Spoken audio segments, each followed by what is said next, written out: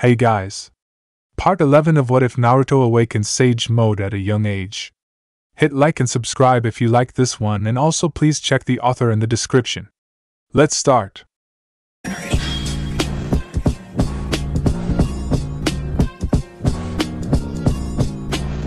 Chapter 23, The Will of Fire. Today, they will know the will of fire. Naruto took in deep breaths as he contemplated the new information given to him from Itachi. He sat in his hotel room, the lights dim and the windows open wide, his empathy stretching the length of the village. Happy children clung to exhausted parents. Lewd or desperate women clung to unsavory men, and occasionally other women. The festival was still going, and the influx of so many different emotions was slightly jarring. Joy, lust, exhaustion, greed, all these things were in huge amounts, and Naruto wanted to shut it out. It was strange and annoying, he couldn't turn off his empathy. It was irritating at times. He wished he could block it all out once in a while, but alas, the blessing was also a curse. Nothing was what it seemed in life, and there was no easy. Instead of getting upset with his no-off-button ability, he decided to go over what he had learned earlier that day. His friend had sought him out when he was training with Sasuke and Gaara. The abrupt welcoming was so very Itachi-like, but everything after was not. Ah, he chuckled, finally opening his eyes. Itachi. They were connected, so Naruto and Sasuke could feel Gaara's shock. Uchiha Itachi was the missing nin. He was a man even Suna knew to be extremely dangerous. Gaara had been told that if he ever met this man to let loose Shikaku and welcome death's cold embrace. So to see him walk from the shadows behind his Shursho with his crimson eyes blazing, it wasn't a surprise when the sand under their feet pulsed with life, ready to fight back the man who the monsters were even afraid of. All but one. We need to talk, Taicho. Itachi spoke, ignoring who was present. His crimson eyes gazed at the smirk on his senpai's lips, the bandages around his brother's eyes, the sand at his feet that circled him like a predator. All of this was taken in within seconds with the mighty Sharingan. It is important. Naruto raised a single eyebrow, curious with his friend's statement. You can speak openly here, Itachi. Naruto started. What is so important you'd risk your cover to relay? He asked. It wasn't like Itachi to break character. He was a calm, analytical person, one who could keep a stoic face and slaughter his entire family. To see him even slightly nervous was something new. He glanced at his brother, who stayed silent, not a trace of the egotistical revenge-crazed child he once thought would face him. Instead, a calm, in control shinobi stood in his presence, confidence leaking off his flesh. His brother was different. The Akatsuki, he started, the words carrying an unknown weight to them. They are here. His eyes examined his senpais, the Sharingan deciphering everything. But you already knew that, didn't you, Taicho? He shook his head. Of course his Taicho knew. He knew everything, it seemed. But do you know who all has come? Naruto narrowed his eyes slightly. Itachi was implying there was more than just him and Kisame. Out with it then, Karasu. He used Itachi's ANBU codename, expressing his seriousness. He didn't want to joust with words this time. Itachi involuntarily straightened out of years of habit, his ANBU days flooding to the forefront of his mind. Hi, he began. Hashigaki Kisame, Orochimaru of the Sand Nin, Sasori of the Red Sand, and myself have all congregated here. He looked his captain in the eyes, blood red meeting molten gold. Our goal is to recruit Tsunade of the Sand Nin into the Akatsuki, and capture Uzumaki Naruto. Naruto was silent for a moment, his mind racing with thoughts at speeds that would baffle most. And then he laughed. Your organization is so foolish, Itachi, it's almost comical. He shook his head. I am perfectly capable of facing all of you myself, if need be, but I am not alone. He then smirked. Jiraiya is with me, and the two of us together are unstoppable. You cannot possibly hope to take on two master sages at once. Not even you are that thick. It's suicide. He then gestured to Gaara and Sasuke. And these two are certainly not useless. Itachi started. We have been conditioning ourselves to withstand your chakra. He explained. You won't be able to catch us like before. That is not a problem, Naruto replied. Have you forgotten the power of a Sennin Karasu? Have you forgotten what Jiraiya and I am capable of when we truly seek destruction? Itachi involuntarily shivered at the memory of what the two could do together.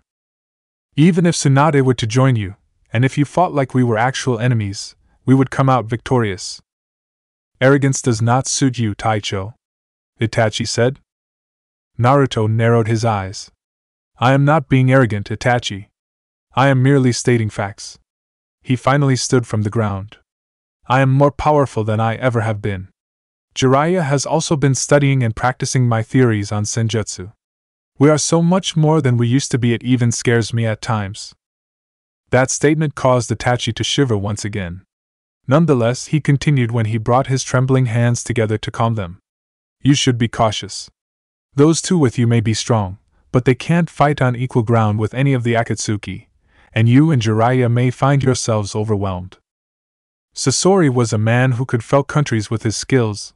Every member of the Akatsuki could, actually, and there was 4 of them all readying to take Uzumaki Naruto down. Naruto smiled. It was a monstrous, terrifying smile that would send lesser men running for the hills.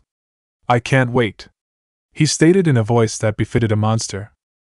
Itachi sighed, his eyes closing in frustration. He knew his Taicho was incredibly powerful, outstandingly so, but there were, at the very least, 4 S-rank shinobi, all of whom were borderline SS class, ready to capture him. He wasn't truly Naruto's enemy, true, but he couldn't allow the others to question his loyalty. Their leader was too dangerous to cross, too powerful to openly defy. Itachi decided to further his information giving. The Akatsuki's leader has requested Orochimaru personally. He began. I don't know why, but he believes the snake can give us something that will help us fight you on equal grounds. He really had no clue why Orochimaru was requested, of all people, but he knew it wouldn't be pretty.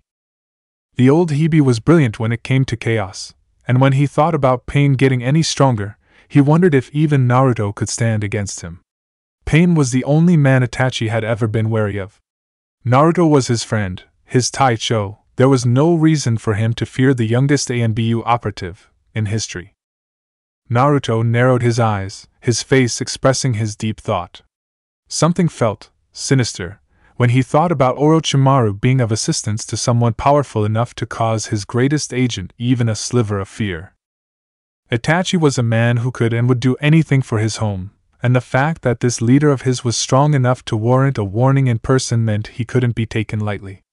He was powerful and confident, but he was not arrogant, and his friend was trying to explain something he felt was of great importance to him, so he listened.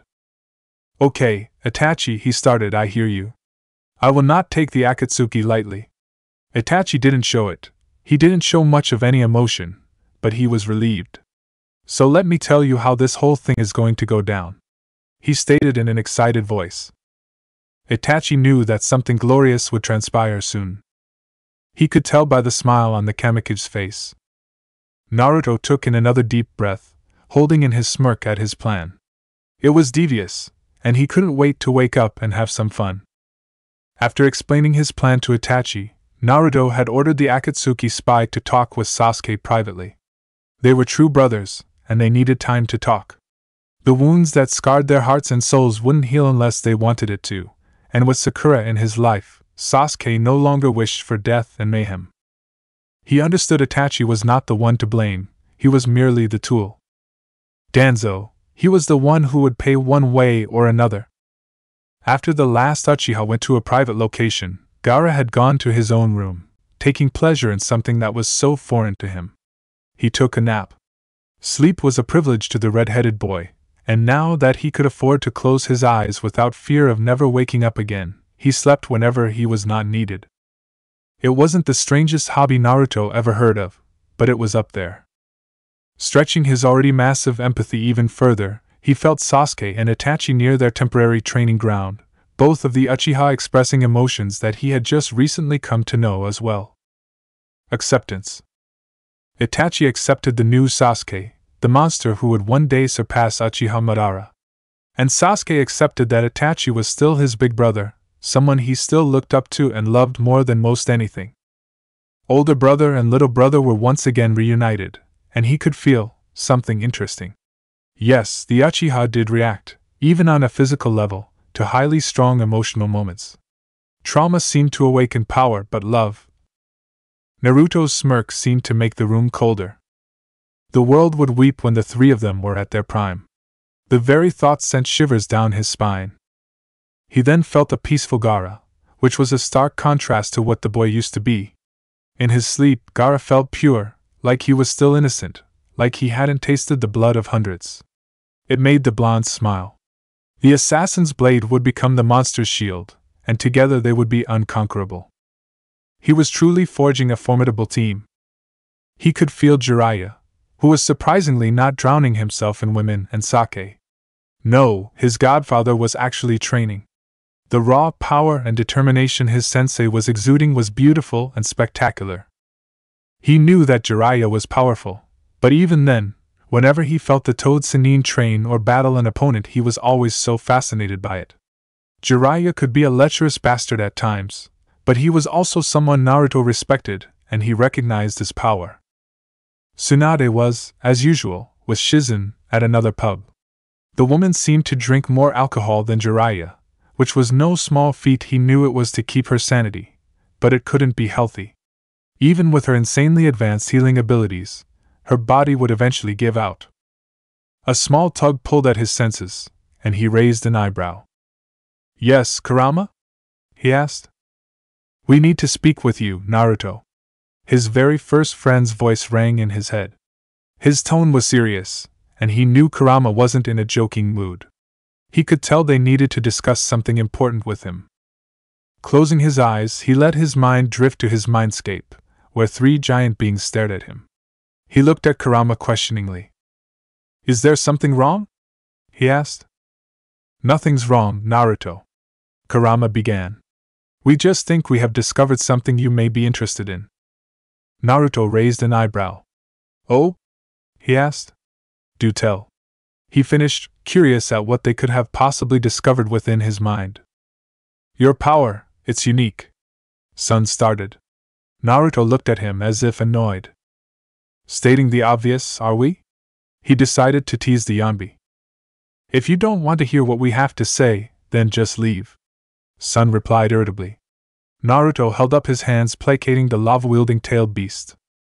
No, he began. "Please continue." Sun looked annoyed but continued nevertheless. "As I was saying, you don't use chakra like normal humans," he started. "When I first met you, I dismissed it as a freak occurrence. You humans have a knack for developing skills that defy human possibility." Here, Aisabu took over. Chakra was never meant to be used the way it currently is. Ninjutsu was forged in the corruption of our father's gift to the world. Naruto was very interested on what his family had to say. Ninshu, Kurama started the word with something akin to fond reverence, was the Rikudo Sennin's religion, his harbinger of peace. But like the fools they are, humans saw it as a means of power. Naruto could feel the Kyuubi's malice. The way humans currently use chakra is unrefined. It has no beauty to it, no purpose. It is inferior to the ways our father used it in every aspect. Naruto felt no malice towards him. It seemed the Bija held him in a separate category. They didn't see him as human. There have been a few humans to tap into the real potential of chakra. Sun started again. The greatest example would be Senju Hashirama of the Mokuton. Naruto actually widened his eyes. The Shodai used chakra the way the Sage of Six Paths had? Mokuton is a very clever Nishu method, Aisabu began. It combined earth and water to create life. Life energy, Naruto, is a key factor of Nishu. The pieces of the puzzle began to come together. With the Mokuton, Hashirama was able to subdue all 9 Bija at once if he so wished. I thought he was the strongest human since the Rikudo Sennin. Kurama took up the conversation. I had never before seen someone with the same magnitude of raw life energy since our father. A monstrous smirk crossed the Kyuubi's face, mirrored by Naruto. Aisabu and Sun slightly shivered at how in sync the two were. They were exactly alike, terrifyingly powerful and scary as all hell. Until I met you, that is. He finished in a dark voice. So you're saying I'm like the Shodai? Naruto questioned. I used chakra how it was originally intended to be used? This information was monumental. He loved to learn, and he was learning something so very delicious right now he was sure there was a stupid look on his face. Somewhat, yes. Son replied. You of course use ninjutsu as well, but your core techniques, they are very reminiscent to our father's. We have watched you use your abilities, and we have come to a conclusion. Isabu started.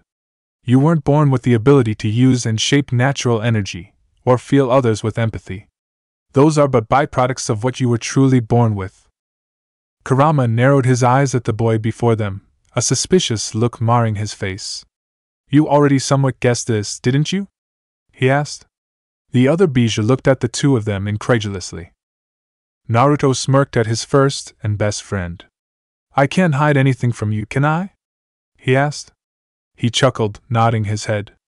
I knew that my senjutsu prowess and empathy were derived from something, but what that something was I had not the slightest idea. He replied honestly. He always knew there was something else, something below the sage dust and empathy, but he didn't have the information as to what it was. You already know the answer now, don't you? It wasn't a question. Say it, he continued at the blonde's nod, speak it into existence. The shared mindscape went silent, as if in reverence. The Bijou waited with bated breath as they stared at what was possibly the most powerful mortal to ever walk the earth. Naruto smirked, his excitement at what he was about to say almost palpable. He opened his mouth, and spoke what he was truly a master of, what he had been born able to use. It was almost ironic, really. Something that was a tool for peace and harmony was able to cause so much death and destruction that even Kage feared. It was chaotic harmony, and it was his to command. Ninshu. Walking through the beautiful village of Kirigakure no Sato was a spectacular experience. Well, walking through the village in the shadows would be the correct statement, but it was still beautiful. Minato knew that once they hit Mizuno Kuni, the Mizukage would be safe. No one would attack her in her own borders, and the Kiri A and B that met her there were more than efficient to safeguard their powerful and beautiful leader. That said, though, Rohan knew just how important this woman really was.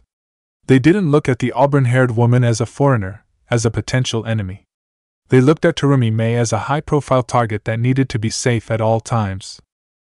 She was a lover of the God Slayer, and if anything happened to her, even Nezumitu didn't want to think what his son would do. With the power at their fingertips, anything was possible. Total and utter extinction was not far out of their reach, and the previous Hokage knew that his son could wipe an entire village off the face of the planet if he was angry enough. Plus, Nezumitu had accepted Mei as his son's love interest, or one of them, at least. The very thought still made him blush slightly. With that acceptance came the desire to protect. He remembered how it felt to want to keep someone out of danger again, something he only ever truly felt to this degree when Kushina was pregnant with their child.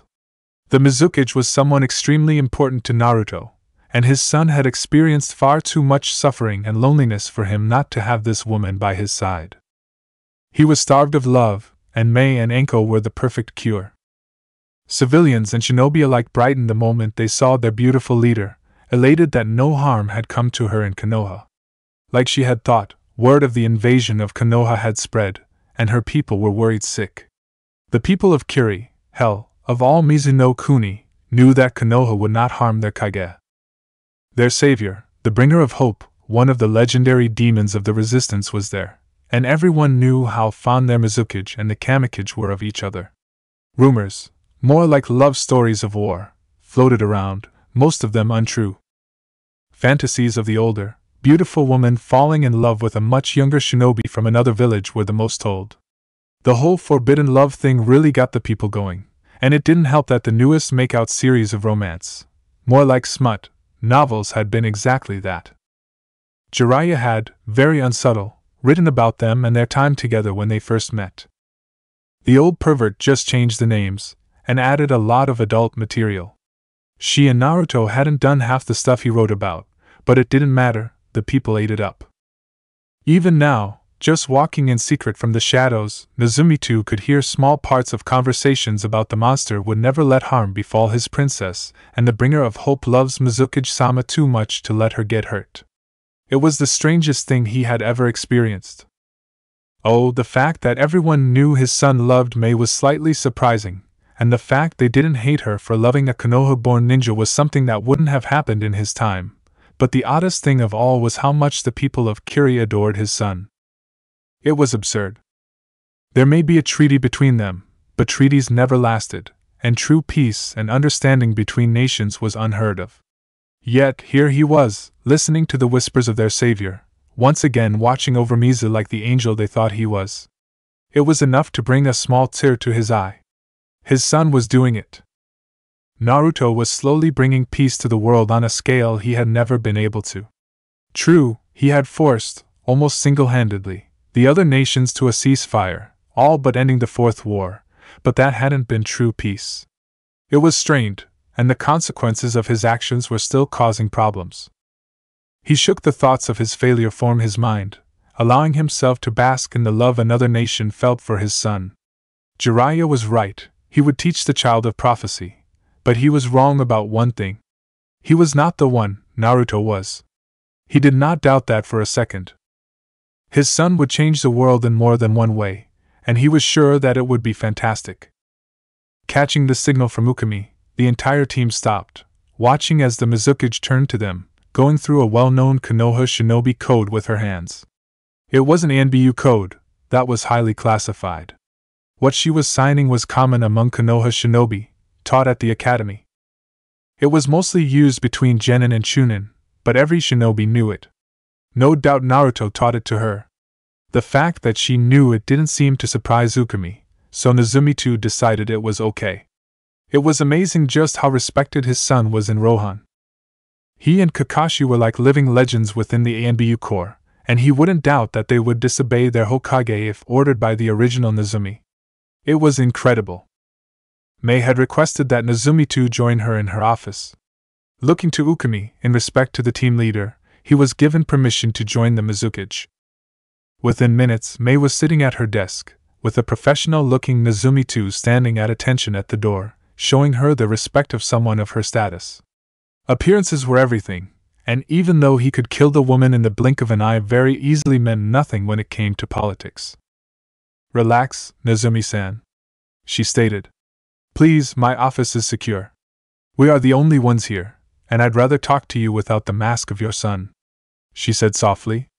Appearances aside, she didn't want to be on the bad side of Namake's Minato for multiple reasons.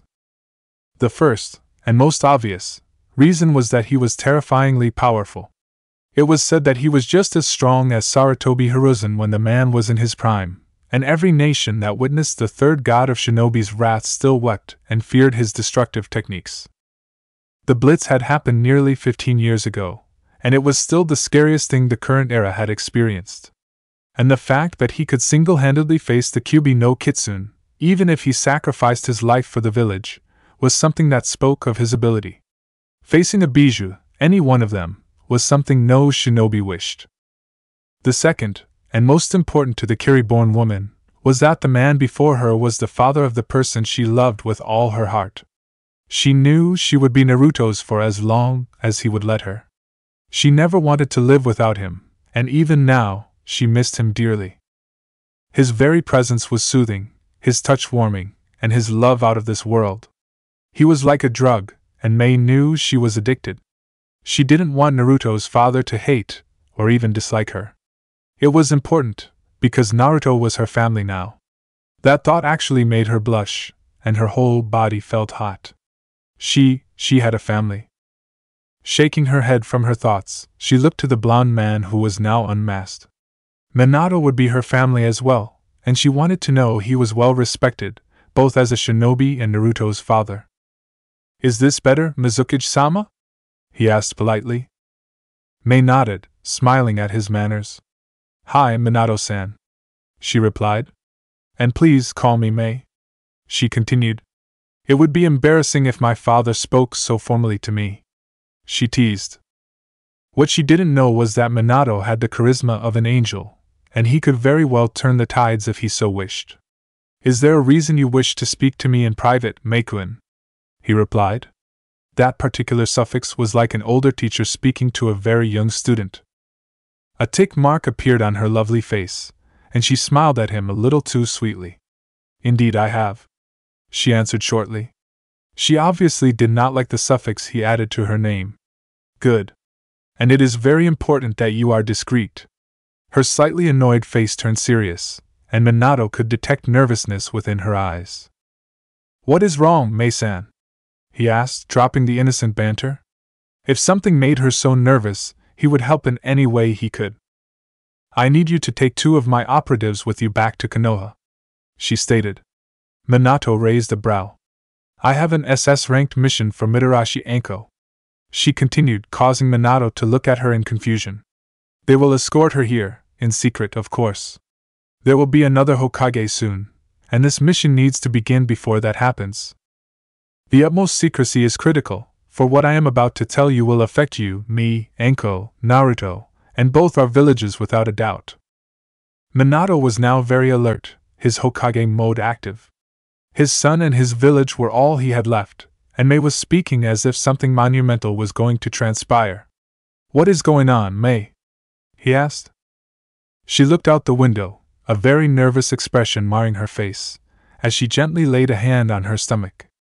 "Hopefully, nothing," she said in a whisper that screamed falsehood. Whatever it was she thought was going on, she hoped it did.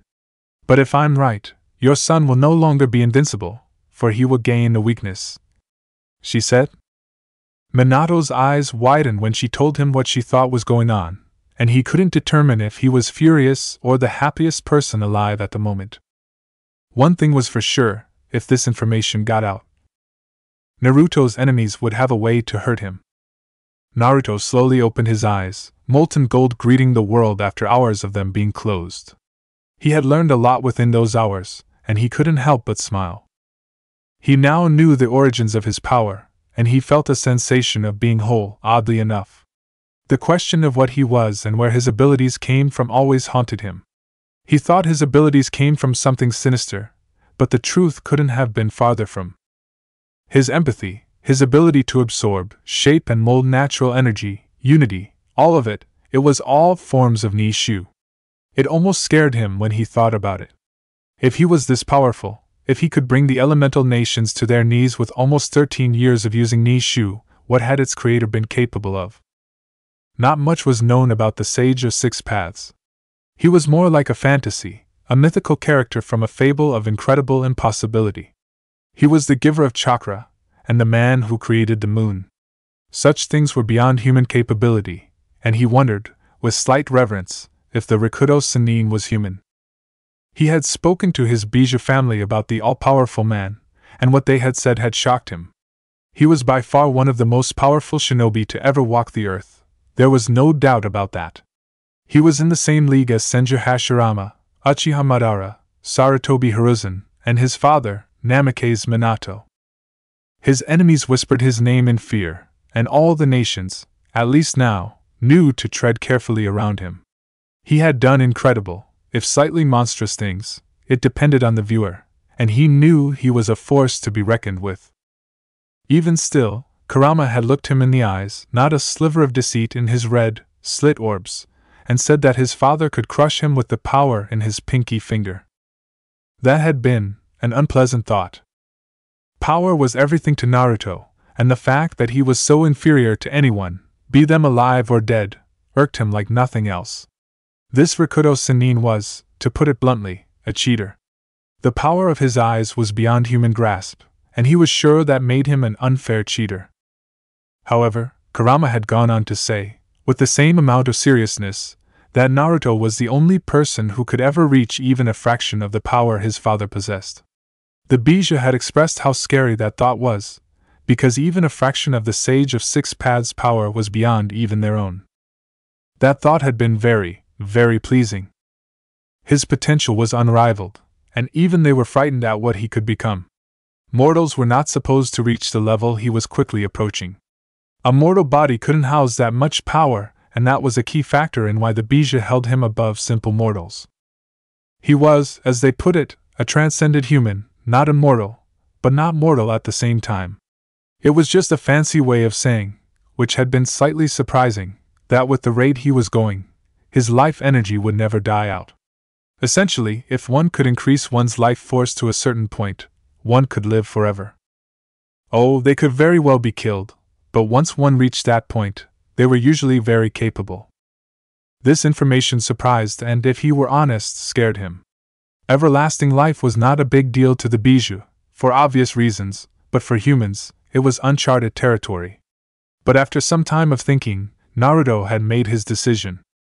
He would not live without Enko or Mei, and if he couldn't find a way to give them everlasting life, he would die alongside them. He'd rather be with them in the afterlife than live without them for eternity.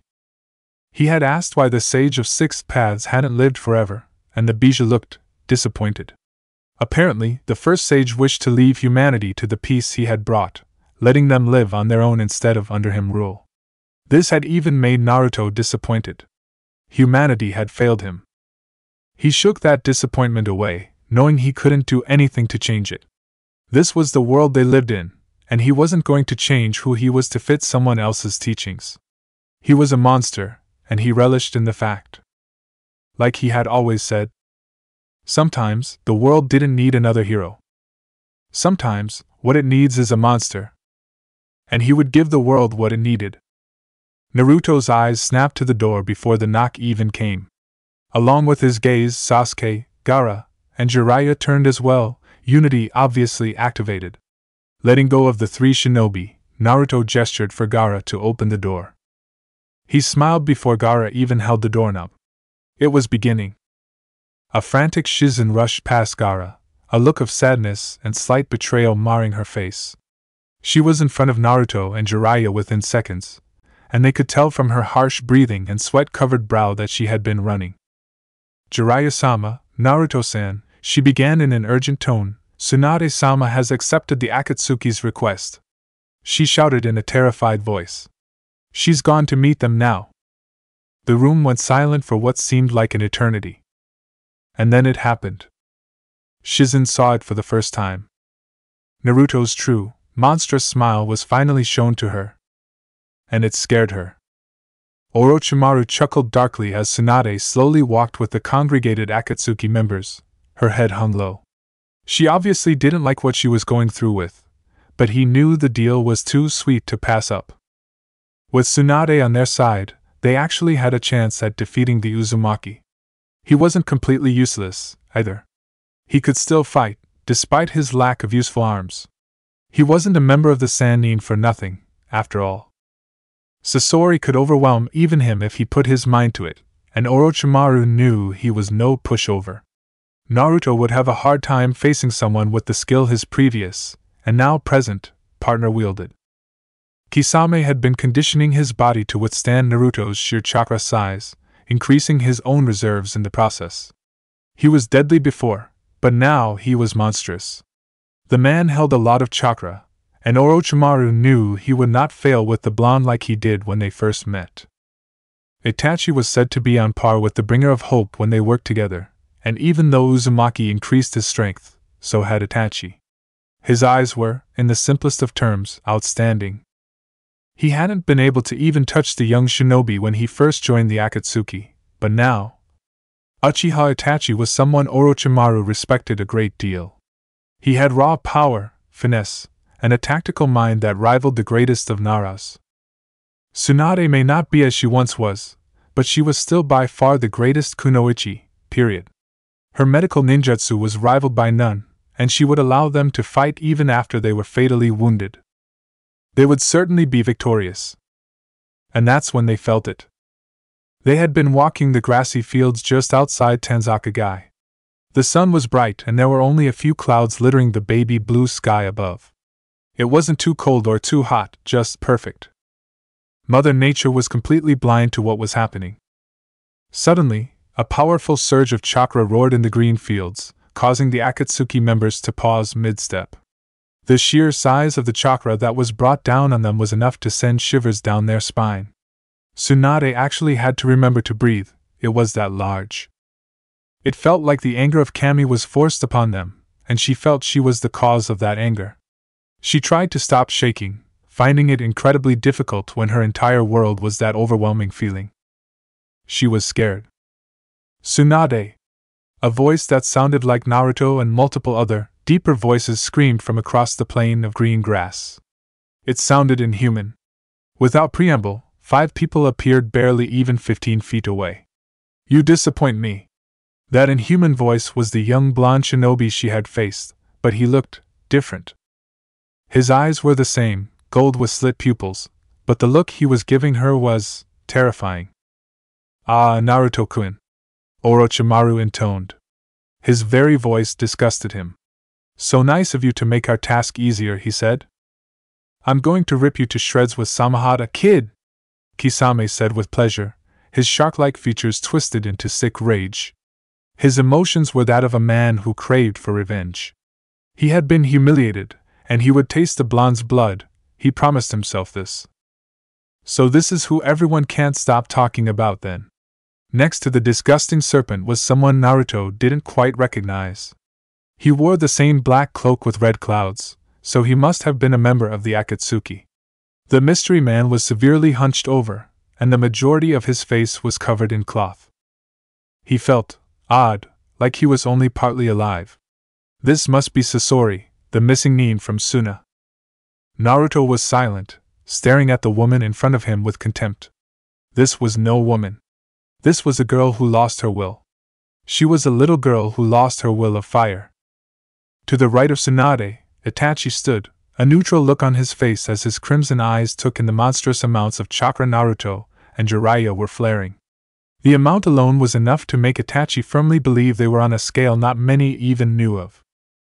Sage mode was truly a terrifying thing. Naruto, Itachi began, his voice holding all the power the Uchiha held. Today, the Akatsuki will have the Biji you hold, he said, playing along. He had to act the role he was given after all. When Nezumi gave an order, you were a foolish idiot who was suicidal if you denied it. Again, Naruto just ignored everyone and everything, his empathy entirely directed at Tsunade. Her will of fire was dim. It was time to light it up. You have forsaken your will of fire, Tsunade. He spoke in a deadly whisper, his chakra boiling, screaming to be released, to let loose his restraint. To kill. The will of fire has forsaken me, she shouted, her fear vanishing, replaced with white-hot rage. Do not pretend to know me, boy, she continued with her rant. I have sacrificed more than you could ever know for that god-forsaken village. All my family is gone. I am alone because of that place. It took everything from me. I won't let it have my life too. She was shaking with rage and sorrow, memories of her beloved grandfather, little brother, lover, everything was gone. Naruto sighed, shaking his head, closing eyes slowly. He would have to show her then. How could you say those words in front of Shizen? He whispered, his voice wavering as if he was hurt just as much as the woman in question.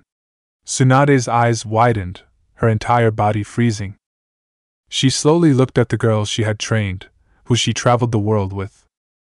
Sure, she started, but stopped when she saw the hurt expression on the woman's face.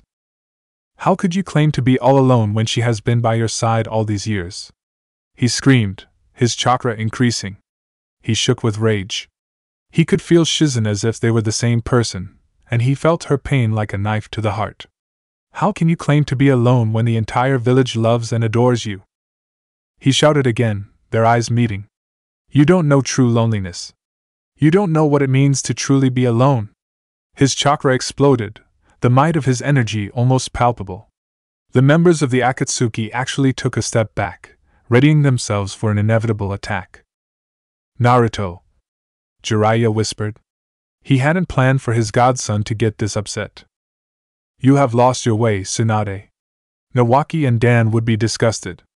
Tsunade opened her mouth to scream at him for assuming he knew her family at all, but she was stopped when his chakra seemed to fold on itself. The sheer density of it should have been impossible. He was refining a torrent of pure, almost living energy like it was child's play. So let me show you, he said in a quiet, tame voice. Let me remind you what the will of fire feels like. The clearing became deathly silent, and in a blink of an eye, Naruto was upon them. "I'll take you all on!" he shouted, his fist already lashing out at his closest enemy. Itachi fell, his life ended in seconds as the yin-yang natural energy covered fist tore into his abdomen. Orochimaru and Kisame's eyes widened, and Tsunade froze, her hemophobia taking over her. With incredible reflexes, Kisame's blade was poised in the air, descending on Naruto with great speed.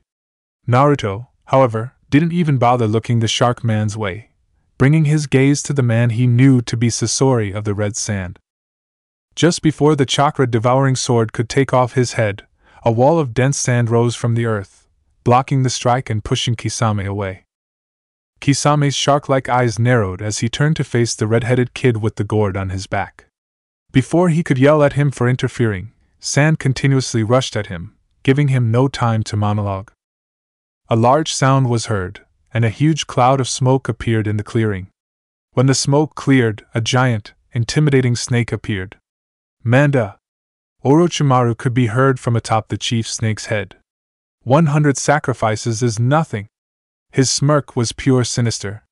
"Kill them all, and you shall be provided thousands."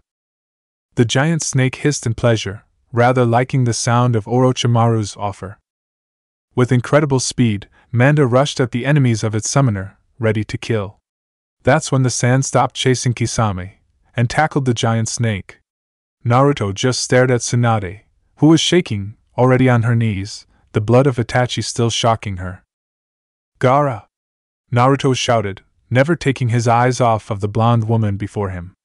"I think it's time for Shikaku to come out and play," he told his newest student. Gaara had a faint smirk on his face, still amazed at how easy it was when the Ichibi cooperated. Together, they could truly become the ultimate defense, a worthy shield. The very thought caused his chakra to race through his tenketsu.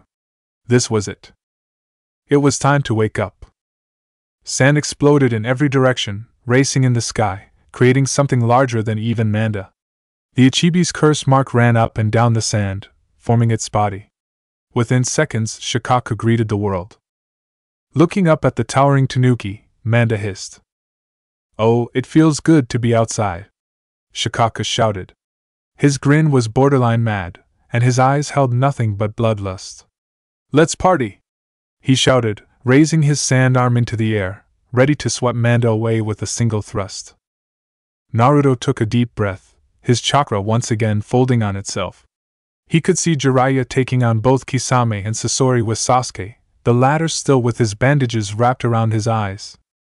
They were all connected, even Jiraiya, with unity, and Naruto could feel the natural energy that coursed through his godfather's body, fueling his sage mode. With them connected, they all but shared the natural energy, so since Naruto could continuously absorb the powerful energy, so could Jiraiya. Neither of them would ever run out, if that's what they wished. His eyes then met Orochimaru's, and his rage increased. Orochimaru.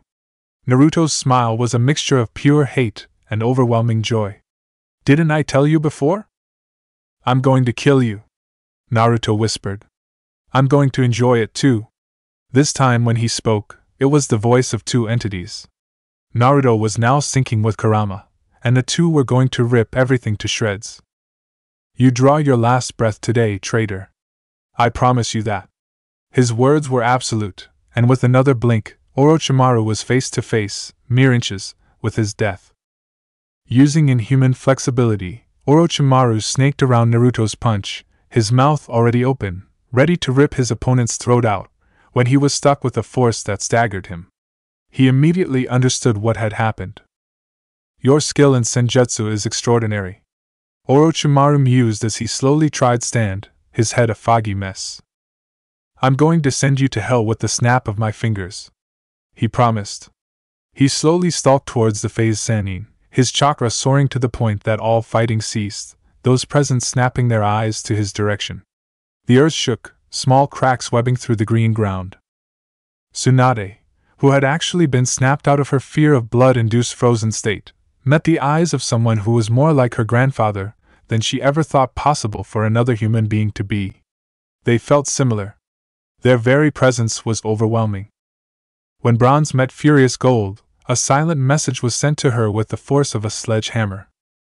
Naruto stood over Orochimaru, who was still dazed, kneeling in front of him in a haze. He raised his right arm, and all the chakra he was bringing down upon them suddenly rushed to his hand. With the sheer amount of power that was forced in the tenketsu of his hand should have exploded, but against all logic, it hummed, like liquid gold, in a powerful harmony that spoke of complete mastery of chakra control. His middle finger met his thumb, and he raised it to the traitor's ear, speaking to the man who would know death soon. They would be the last words he would ever hear. For your trespasses against Kanahigaku no Sato, Orochimaru of the Sannin, I sentence you to death at my hand. He met Tsunade's eyes again. Death to all enemies of heaven. And with a sickening snap of his fingers, the most powerful wave of yin-yang natural energy rippled across the grassy plains. The sound was so loud that the village in the distance went up with screams, the shockwave reaching them within seconds. Everything was silent, or maybe so loud that they couldn't hear, as Orochimaru exploded in blood and gore, the entire upper half of his body erased from existence. Ah, he really owed Uma for teaching this little trick to him all those years ago. The message was clear: if she was against Konoha, she would die. Turning his body to face the others, which was covered in crimson, he smiled. You want my bijou? You want my family? With another surge of powerful chakra, his body was covered in golden flame. I dare you to try. Staring at the boy, no, he was no boy, he was a monster. Tsunade blinked, a feeling deep in her stomach boiling to the surface, a feeling she hadn't felt in years. It was. Naruto smirked. So you can feel it? He asked.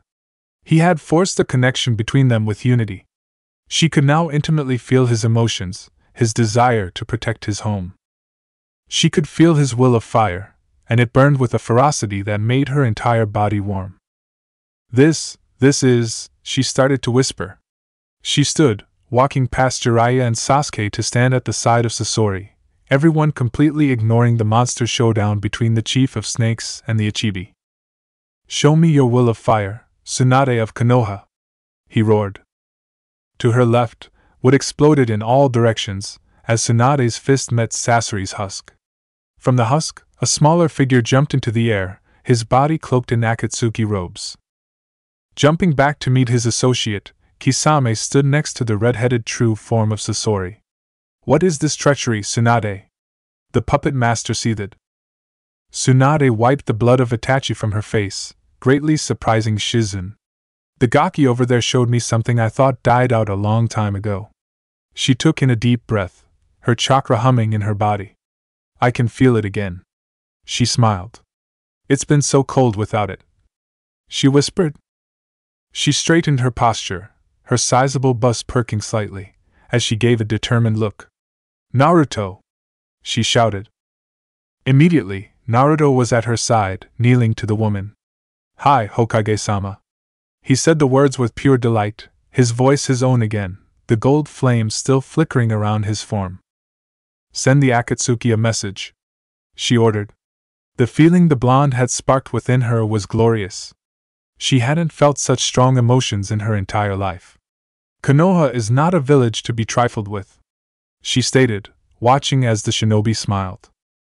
Your wish, Hokage-sama, he rose, is my command, he stated, vanishing in a gilded flash. The words came from behind them. Time to die. Chapter 24, Planning for Dawn. Daybreak is coming, and they wish to have what does not belong to them. Peace through pain is admirable, but not acceptable. The bijou are not mindless beasts. I will not sacrifice their freedom for the grandiose dream of a man who thinks himself a god. My will of fire is as bright as the sun, and the Akatsuki will soon know that they are nothing before the very thing that dawn heralds. Tsunade couldn't help but shiver slightly as the cold wind brushed against her body. She was standing in the middle of quite a few fallen bodies, all littering the ground in a motionless display of slaughter. Each body was garbed in a red cloak, and each body had been both human and puppet. And these few were only the ones that still existed. The others, they had been turned to ash in the blink of an eye by a monster. The entire grass clearing had been destroyed. The land was cracked and spiderwebbed for miles. The air was thick with ash, casting a dark setting over those who remained alive. A good portion of the surroundings was soaked in chakra-laced water, a testament to the powerful Suetun battle that had taken place not 20 minutes ago. The entire area was covered in the brightest, most potent chakra the Sannin had ever felt before. So saturated was the clearing with chakra that she could practically taste it. Death itself had touched this place, and she had never seen such power from anyone in all her years. Uzumaki Naruto, the bringer of hope, who Tsunade firmly believed was the harbinger of death, single-handedly ended the lives of 3 S-ranked shinobi. That in and of itself was a scary thought. S-ranked shinobi were shinobi who were capable of becoming a Kage, and a boy of 13 had fought and killed 3 of them. That, however, was not the most frightening thing. No, what truly terrified her was the fact the boy did it all with a smile on his face that spoke of dark excitement. The blonde craved for blood, and blood he was given, blood he took. The puppet master from Suna, Sasori, his name was, had showed them all things thought impossible with the secret art of the desert walkers. The man, who still looked like a child, had summoned the Sandaime Kazekage, a shinobi who was known to be one of the most powerful ninja from the Wind Country. His appearance was that of a puppet, but he still possessed the Setetsu, iron sand, which was a huge contribution to his fame. Naruto had been disgusted with the human puppet, and expressed said disgust by smashing the thing to pieces. The Setetsu proved formidable, but the Kamikage had met each construct of iron sand with a larger Rasengan, and within minutes, the third Kazekage had been reduced to dust. What happened next had surprised everyone. If quality couldn't defeat the blonde, then maybe quantity could, or that's what Sasori had thought at the time. He, however, was proven wrong shortly after he displayed his trump card, his most powerful technique. His nation's slayer. The Akahiji, Hayaki no Son, Red Secret Technique, performance of 100 puppets, was indeed the pinnacle of puppetry, but like everything else in the world, it was not enough to claim the life of the God Slayer. While the literal army of human puppets stared down the scariest shinobi born since the Yondaime, Kisame had been forced to face the legendary Toad Sannin. Jiraiya wasn't one to get so excited for battle like his godson, but when he was actually in the battle, with an unending source of natural energy running through his tenketsu, one couldn't help but to get excited. It was a thrill the likes of which were greater than peeping, and that was saying something for the old, perverted man. Sasori had thought he had a chance with his hundreds of puppets ready to strike at the Jinchuriki even the Shinigami was wary of. That was, until that monstrous smile twisted his face. In that moment, Sasori had known that everything had been for naught. For in that moment, he and his entire puppet army was reduced to ash by the most incredibly brilliant katan jutsu any of them had ever seen. Tsunade had only ever seen the technique twice before in her entire life. The first time she witnessed it was during the Second Shinobi World War, when her sensei, Sarutobi Hiruzen, had used it to reduce a significant force of Kumonine to nothing. She had been just as awestruck as she was when Naruto let it loose. The second time she was made witness to the technique was at the beginning of the Third Shinobi World War, and again, it was her sensei that had used it. This time, it was against Iwa Nin. The shinobi of Iwa had successfully pushed back Konoha forces to the point where they were nearly at Hai no Kuni's border. The Sandaime had no choice but to make an appearance, since the star player of the war was already busy with another battle with Kumo. He had taken Tsunade with him, and together, the two easily pushed them back. That, however, was not enough. Hiruzen wanted to make sure they knew just whose home they were trying to enter. The Sandaime may have been older than most shinobi, but the youngsters of Iwa knew better than to poke the dragon that had slumbered in Konoha for many years. To remind them of this, the third god of shinobi brought Iwa to their knees with a single technique. Looking back at just how powerful her sensei had been, she could understand how he could command something, like Uzumaki Naruto. That had been the second time she had seen the katan, Goka Mekyaku, fire release, majestic destroyer flame, which had originally been an Uchiha technique. Apparently, the Sandaime had passed it down to his shadow, because Tsunade was shown the absolutely terrifying fire technique for the third time in her life that day. She had thought her sensei had made it huge, but when the Kamikage let it loose, the jutsu consumed everything. The multitude of human puppets that littered the ground was the lucky ones, because the majority, along with their master, had been reduced to nothing but ash. Sasori of the Red Sand had been terminated by a child who smiled while he watched him burn. When the Suna missing nin was erased from existence, Naruto had turned his gaze to Kisame, who was giving Jiraiya a run for his money. The Kiri-born shinobi had been a powerful ninja even before he left Kiri, and Mei had told him stories of the great swordsman who still carried Kiri's prized blade, Samehada. Tsunade had thought his previous smile was sinister, but the one he gave when he looked at the shark-like man literally sent fear into her body, and she could even see Jiraiya and Naruto's students back away from him. Shizen, the poor girl, was forced to cower behind her the entire time, the kind of battle that was taking place since they arrived being far ahead of her level. The monster had awoken, and no one was safe. If they got caught in the crossfire, it was their own fault. At that moment, Tsunade knew that, even as the Godame Hokage, she'd never truly control Uzumaki Naruto. No one could. The Senjuheim couldn't decide whether Kisame was brave or stupid when he met Naruto's monstrous smile with one of his own. The shark-like grin only seemed to make Naruto all the more excited, and the fact that Jiraiya literally picked Shizen up and fled really explained just how dangerous his godson was. Tsunade had known that Jiraiya had surpassed both she and Orochimaru when he mastered Sage Mode, even though she'd never admit it. And if a master sage was terrified of something, it was a sign to hide and pray that whatever that something was didn't care enough about you to be bothered with killing you. It was a sign of death, plain and simple. Jiraiya had taken her, Shizen, Sasuke and Gaara all the way back to Tanzakagai in his haste. There, she and the four shinobi just faced the direction the two powerful monsters were to battle, and from there, they could feel the monstrously large chakra the two were washing the surroundings with. The fact that Hoshigaki lasted as long as he did surprised even Jiraiya, and Tsunade wasn't sure how she felt about the two younger boys who were just smiling. The red-headed one was a Jinchuriki who could perfectly, and safely, unleash his bijou, and even revert back to his human form just as easily. That kind of control over a bijou was unheard of unless you were a Kumonin, and she wasn't sure why, but the young Uchiha unnerved her. His eyes were covered by cloth, yet he had no problem seeing at all, and the way he held himself was not what you'd see in one so young. He felt cold, dark, ominous, yet she could see a passion in him, a strong passion to protect. These boys were so difficult to read, and so very, very strange. After the tremors died down, and the scary amounts of chakra stopped spiking, Jiraiya had led them back to where Naruto was, and Tsunade couldn't help but freeze at what she saw. It was a war zone.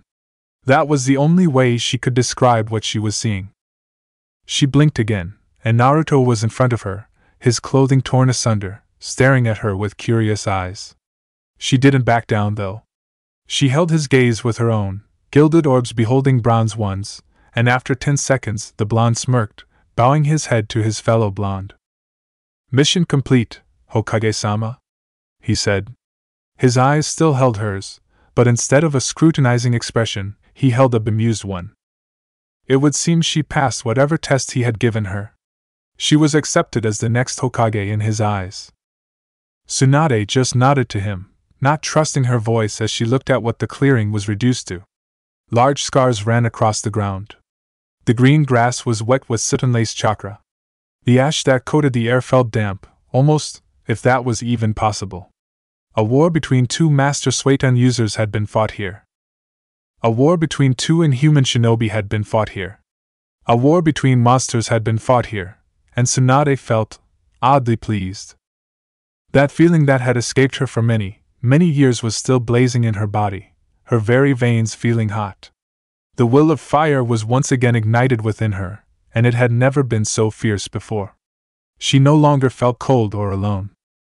Now, she felt like a proud kunoichi, and even though she was still slightly bitter at the village for taking everything she'd ever loved away from her, she was content with her new life. She would become the Godame Hokage. She would become Konohagakure no Sato's first female Kage, and she would lead the village into a new era, with this harbinger of death at her side. She may have lost everything, But if she gave it her everything, maybe, just maybe, she could make sure that what she'd gone through wouldn't happen to anyone else. With the will of fire, the will to defend her home and people, she felt like she could do anything. This boy, this shinobi, this monster, he had given it back to her. Naruto showed her how to feel again. So lost in her thoughts was she that she didn't even notice the strange, blue thing in his hands until just now. Raising an eyebrow, Tsunade began. "What is that?" she asked, confused. The blonde was holding it by a hilt, which made it even the stranger. It was bulky, with a scale-like surface and a mouth. Was that thing alive? Naruto smirked, bringing the item up triumphantly, his eyes expressing his happiness. "Samahata," he spoke, "the greatest sword to ever come out of Kiri." He swung the sword in a skilled motion, and the blade hummed appreciatively. He chuckled. "I think it likes me." "You took Kisame's blade from him?" Jiraiya asked. "Very nice, kid." He nodded in approval, his trademark grin on his still sage-marked face. Natural energy was, in a way, addicting. It was a very dangerous force of nature, something no man, no matter how strong, would ever take lightly. There had only been a handful of people in all existence who had been able to use it, and even fewer who could master it. Jiraiya fell into the former category, until Naruto shared his secrets, and now, he was the latter. With it, almost anything was possible. Sage Mode instantly placed a man or woman who could use it effectively as an S-ranked shinobi. It was one of the most deadly things ever discovered of the natural world.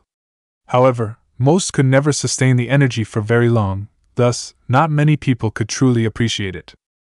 Now that Naruto could use unity to link them together, supplying him with plenty natural energy, Jiraiya could see why Naruto was so battle-craved. With this much power, this much raw strength constantly running through his veins, there was almost nothing more pleasing than to fight. It was an odd sensation for someone who wished for peace, but it was because of that peace-seeking disposition that he could perfectly control his emotions. Thus, the reason had yet to drop Sage Mode. It felt too good, and if Naruto wanted to keep the link going, he wasn't about to tell him otherwise. "What you did with Kisame himself was also very nice, senpai." Tsunade's eyes widened. That voice belonged to... "Thank you, sensei," Naruto nodded to his godfather, Karasu. He finished, glancing at the dead body of his very first human friend. All eyes followed Naruto's, and within seconds, a murder of crows was born from the very air itself, and from those crows, a lonely figure walked forth, his crimson eyes as analytical and stoic as ever. He was a man whose name was whispered in every nation, and feared just the same. He was Uchiha Itachi, the man who slaughtered his entire clan in the dead of night. Tsunade and Shizen, who was standing next to Sasuke and Gaara, was shocked to see the missing Nin still breathing. They had for sure seen Naruto end his life at the very beginning of all the fighting. A harsh silence fell over the destroyed clearing. No one moved. Tsunade watched the missing Nin stare back at the Kamikage with undeterminable eyes. The slug Sannin began to inch herself closer and closer to Shizen, ready to defend the woman she had begun to look at like a daughter, or attack the Uchiha traitor alongside her fellow blonde. Speaking of her fellow blonde, why was he so relaxed? She was given her answer when Naruto smirked, walking over to S-ranked shinobi and putting his arm out to him, his hand clenched into a fist. For a second, Itachi did not respond, and Tsunade watched the confrontation with wide, unbelieving eyes. And then, with a smirk that mirrored the blonde's, Itachi bumped his fist to Naruto's, a universal sign of friendship. What the hell was going on here? It had been 2 days since the battle outside Tanzakagai. Naruto had explained everything about Itachi being his operative in the Akatsuki, and the truth behind the Uchiha massacre. To say the Senjuheim was greatly shocked would be an understatement. For Tsunade, she knew just how slippery and underhanded Danzo was, and for him to actually slaughter an entire clan because he saw fit to, it made her livid. That little fact made Tsunade a friend in Itachi for life. The Senju and Uchiha always had a rivalry of sorts, and to see that the last Senju was on the side of the last two Uchiha really struck a chord in the ex-Akatsuki agent. No, they weren't the last two Uchiha, and he had informed Naruto of such.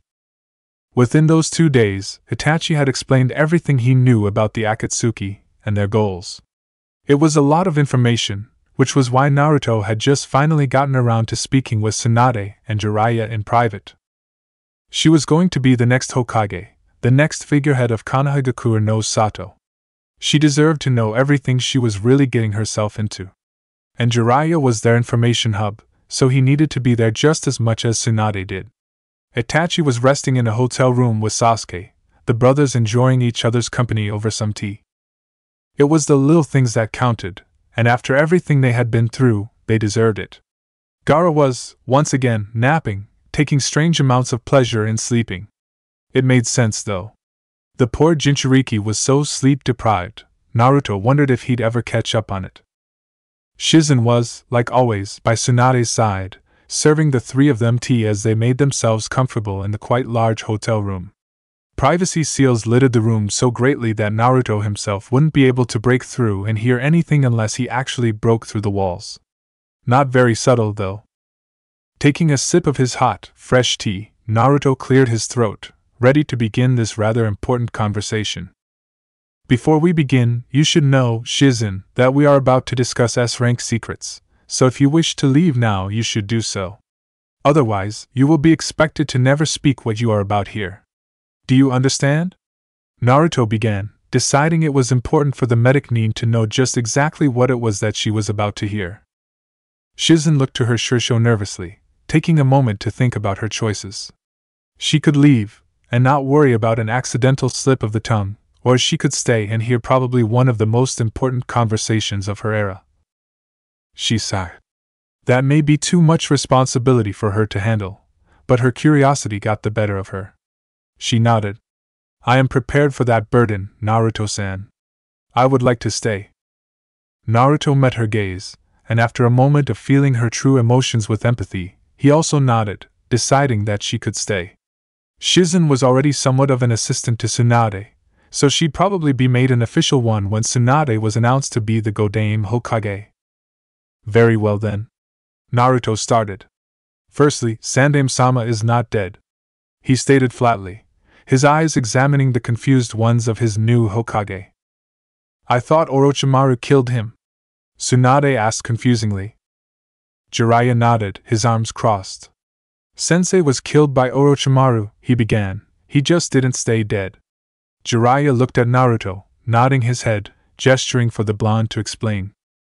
I've developed a new form of senjutsu that allows me to shape sage dust, tangible natural energy, in the pure world. The words this young shinobi was speaking were both incredible and confusing. To her knowledge, Naruto was implying. When Sandaime-sama died, I reached into the pure world and forced Jiji's soul back into his body. I call it resurrection. Tsunade sat very still for a moment, her mind awhirl with thoughts and emotions that Naruto could feel like they were his own. He stayed silent, though, deciding not to intrude on the woman's thoughts. It took a good 10 minutes before Tsunade finally spoke. You meant it when you said you could bring back Dan and Iwaki, didn't you?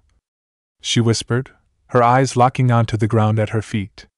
What are you? She whispered softer, so soft that only Naruto could hear her. I'm exactly what you think I am, Hokage-sama, he responded, greatly surprising her once again. Her head snapped up to look at the blonde, her eyes wide. She went to say something, anything, but no words came to her mind. Naruto continued. I took my first life when I was 3, you know, his voice seemed tired. I killed a Jinchuriki when I was 5, and I slew the Yondaime Mizukage when I was 7. I decimated Suna, Odo, and Iwa, and I recently fought the Shinigami for Sandaime-sama's soul. This piece of information hadn't reached Tsunade or Shizen yet, so when they looked to Jiraiya for confirmation, the Toad Sannin just nodded, his face the picture of seriousness. All of these things I have done for my village, and all of these things have saved me from what I really am, what you fear. Tsunade narrowed her eyes in confusion. Was he reading her mind? So yes, I am a monster, but I am a monster that would burn the world to ash if asked to by my Hokage. I am not some abused child that clings to his abuser in a misguided notion of love. No, I am the embodiment of ANBU. I am the sword. I am the shield. I am the dogs that are let loose when you cry havoc. I am a shinobi of Konoha, and I won't stop until our enemies bend their knee, or recognize what we, as shinobi of the will of fire, desire more than anything. You need to realize this, or you'll never make a good Hokage. The Kamikaze's words struck a chord in Tsunade, and she actually chuckled. You're just like your dad, kid. The slug Sannin commented, making Naruto smirk. Being compared to his father was something not many, if any, could claim, and it was an actual honor to be so. You don't look like much, but you're probably the scariest shinobi alive. Those must have been some powerful genes. She shook her head in amusement, crossing her arms under her impressive bust. Naruto smirked again, the look on his face a herald of shocking news, no doubt. I'm glad you feel so fondly of my father, Hokage-sama, Naruto began, because the second bit of information you need to be aware of is that I also resurrected the Yondaime Hokage. Shizen, who was sipping down her delicious tea, suddenly spit all of the warm liquid onto the floor, choking noises sounding around the room as she tried to breathe. Tsunade stared at the blonde for a moment with analytical eyes, her face not betraying her emotions, but, Naruto being Naruto, her emotions betrayed her emotions. Finally, she sighed, shaking her head in exasperation. Let me guess, Tsunade began, you felt the need to bring back that nightmare to what? Scare our enemies with the idea of two yellow flashed. Naruto actually turned his head and blushed slightly, huffing. No, he said sheepishly, before turning back to a slightly surprised Tsunade. Well, that was only part of the reason. He straightened, his childish behavior vanishing just as quickly as it appeared. When Gigi died, I was so shocked, so angry and hurt that I summoned the Shinigami. After that, I fought it in a battle of wills, and because I shocked the thing so much by even attempting such a feat, I was able to rip my father's soul from his clutches. Naruto smirked. Someone else would like to explain the rest. Tsunade raised an eyebrow, confused. Before she could ask who he was talking about, the boy's eyes slid vertically, and bled a crimson red. The room seemed to fall silent, and colder. There was something not human among them now, and it was painfully obvious. A shiver ran up Shizen's body, and she noticed that her hand shook slightly. Tsunade didn't show it, but Jiraiya knew his former teammate like the back of his hand. She was tense. So you are the one to replace the old monkey, When Naruto spoke, it was not his voice that reached their ears. Well, I guess even God has to rest sometimes. The person that spoke was not human, and that was not the strangest thing about the whole experience. Tsunade was forced to think, for the slightest second, that Naruto wasn't ever human, and that the voice that spoke to her was more befitting of him. As my partner was saying, after he saved the monkey's soul from the Shinigami, we also felt my other half, which was sealed within the Yondaime 13 years ago. Naruto promised me that he'd reunite me with my own half, and Naruto, as you will very soon discover, never goes back on his promises. Jiraiya hummed, nodding his head in approval. It was a universal truth. True men, true heroes, never went back on their word. With only my young half, together with Naruto, we could face the entire shinobi world if we so chose. Tsunade felt her stomach drop, and now that I am complete again, together, we were strong enough to hold back the death god long enough to resurrect the Yondaime. These were the words of a being that was beyond their comprehension. Why you're... Shizen stuttered. Naruto smiled, his canines sharpened, and his eyes the color of blood. There are 3 types of humans, girl. Kurama began. There is the unworthy. These humans are those who are unworthy of not only speaking, but knowing my name. Then there is the worthy. These humans are those who are worthy of knowing my name, but unworthy of speaking it. Then, there are humans like the pervert and the monkey. They are the respected. Those are the humans that are worthy of knowing and speaking my name. A name is a very powerful thing. It is the title given to one by its creator, and thus, it is the most important thing about them. I was given my name by the greatest man to ever walk the earth, so my name is not something to be given lightly. Shizen was held within the gaze of those crimson orbs. You, girl, are the unworthy. You have not earned the right to know or speak my name. So you may call me what most humans do. Tsunade narrowed her eyes. Being disrespectful was not called for, and the slug Sannin didn't like it one bit. You! Tsunade was cut off by the Biju's voice. Say it, girl. What am I? A sinister smirk twisted Naruto's face, and it didn't look out of place whatsoever. KQB. Shizen whispered. Kurama chuckled darkly, a low, demonic sound that vibrated throughout the room. He didn't say anything after that, though. He just retreated back into Naruto's mindscape, the Kamikaze's eyes slowly fading back to their original azure. Now that he's had his fun in scaring the humans, let's get back on track, shall we? Naruto said, his voice once again his own. Mentioning how messed up finding pleasure in scaring humans sounded like it would start a conversation Tsunade really didn't want to have, so instead she agreed. What else do I need to know? The Godame asked. There couldn't be much more shocking news than the apparent revival of two Hokage. The Akatsuki, Naruto began, we have a plan for them. He looked to Jiraiya, who nodded.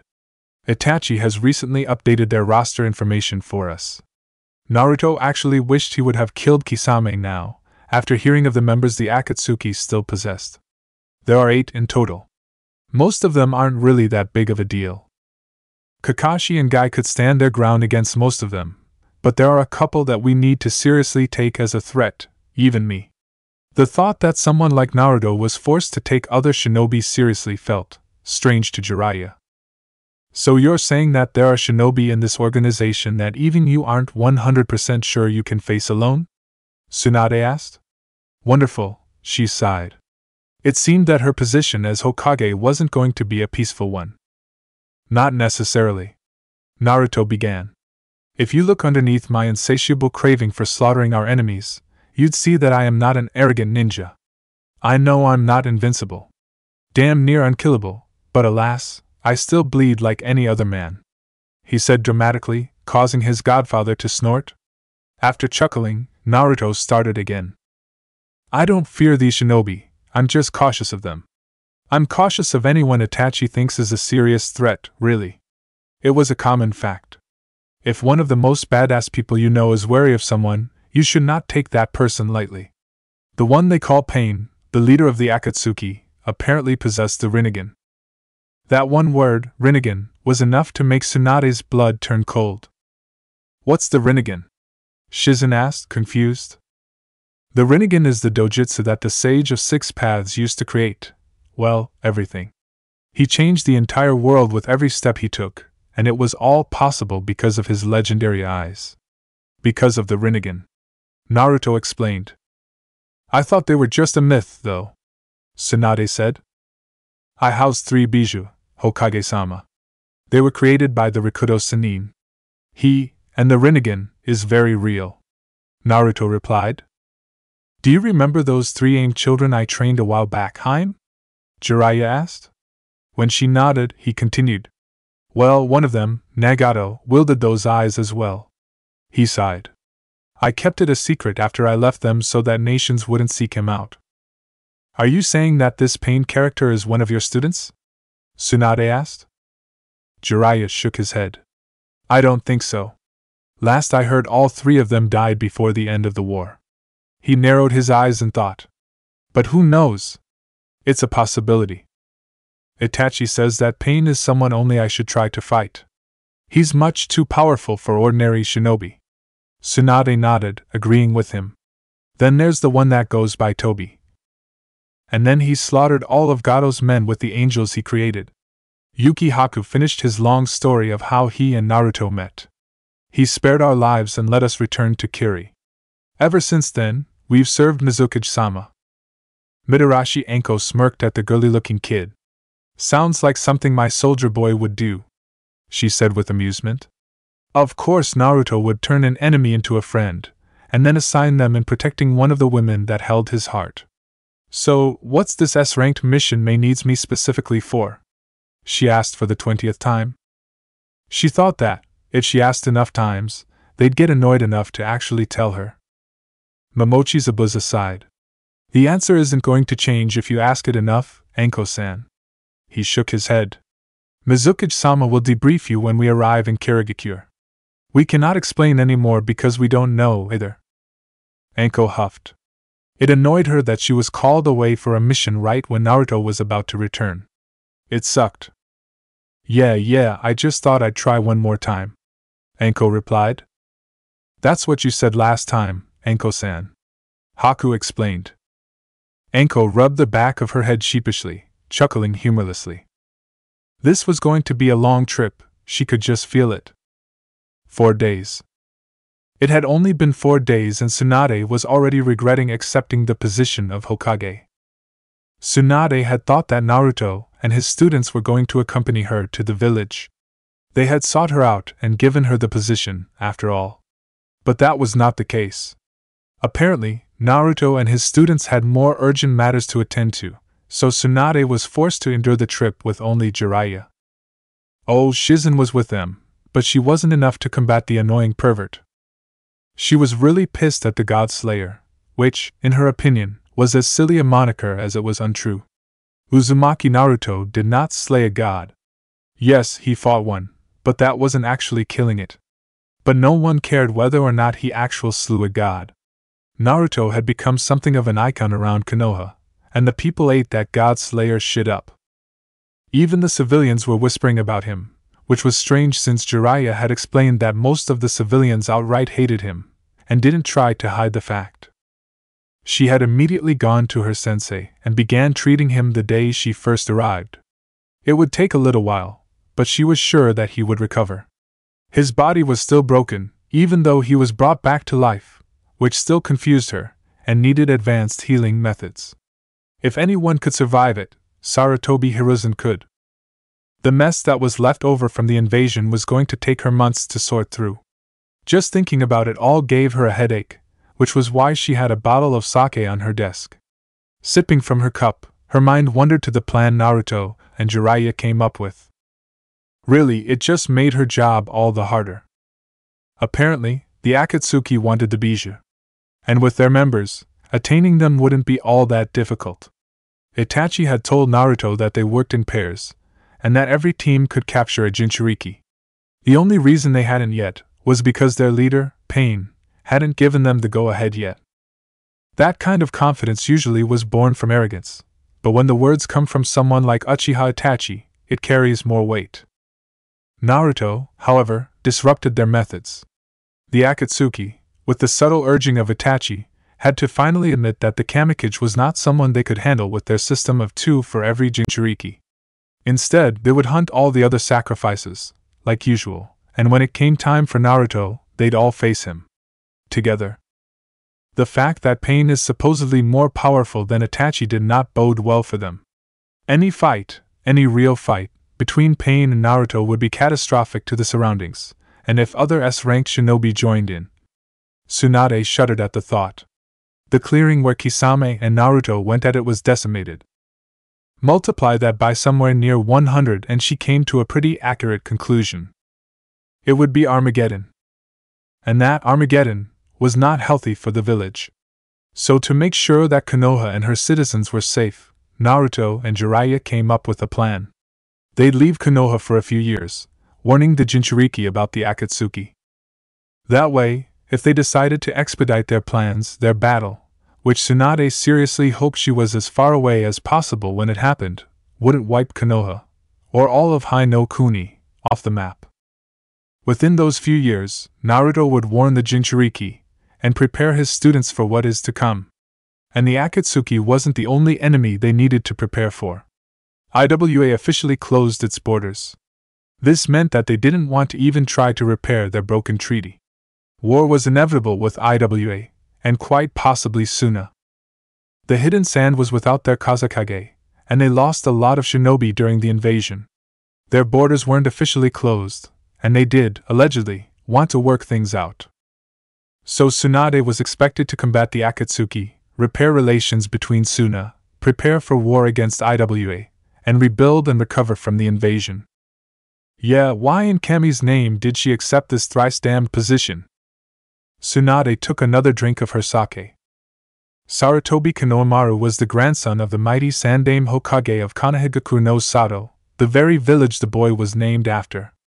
He was an aspiring shinobi working his way to his dream in the academy. As the grandson of such a powerful man, Konohamaru was expected to be just as elite as his grandfather and uncle, Sarutobi Asuma, who was a former member of the 12 Guardian Shinobi. Konohamaru, however, was not much more than an average 10-year-old. He didn't have a secret, powerful bloodline. He wasn't a prodigy in ninjutsu, taijutsu, or genjutsu. He wasn't extra smart, and his grades were just above average. There wasn't much that differed between him and the other academy students. He was an average academy student, with only one thing that made him stand out: determination. Sarutobi Konohamaru never took shortcuts. Ever. His dream was to become Hokage one day, so that he could be seen as more than just the Sandame's honorable grandson. So he was determined to do anything and everything to become stronger, a disposition he required from Uzumaki Naruto, who he was always really close to, Naruto being his grandfather's right hand. That's why he was out so late, training in the training ground his grandfather granted him access to. His entire body ached from his head to his toes, and he felt like he'd fall asleep standing up at any moment. He had worked on everything. Academy students weren't taught any ninjutsu yet, so all he could train in was the Bunshin no Jutsu, clone technique. He managed to produce one copy of himself today, and that was a victory in his eyes. He had also gone through the kata the academy taught hundreds of times, and the surrounding trees were full of kunai. Yes, the day had been a good day. As he walked, more like limped, through the silent and empty streets of Konoha, he saw them. And they were taking her. And so did the second, and last, special trait of Konohamaru's, blossom. Loyalty. Loyalty to Naruto, and his people. So he followed. He silently followed the figures as they dashed towards the gates with her in their grasps, the breeze blowing her pink hair about. He needed to leave a trail, but he really hated the way Naruto told him how to do such a thing in a situation like this one. He looked at his long, blue scarf that once belonged to his great-grandfather Sarutobi Sasuke, and sighed. That's it for part 11. Thank you for watching and see you in the next video.